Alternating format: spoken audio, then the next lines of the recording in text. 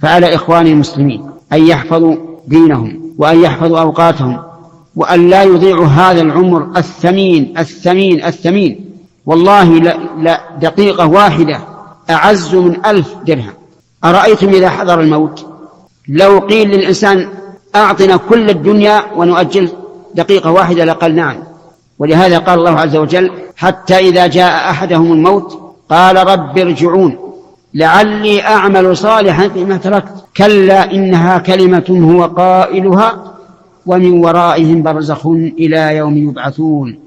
أسأل الله لنا جميعا حسن الخاتمة. ولهذا جاء في الحديث ما من ميت يموت إلا ندم، إن كان محسنا ندم أن لا يكون ازداد، وإن كان مسيئا ندم أن لا يكون استعتب.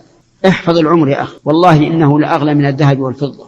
وإذا كان الإنسان لا يضيع درهم من الدراهم فكيف يضيع هذا العمر الذي عليه مدار السعادة أو الشقاء؟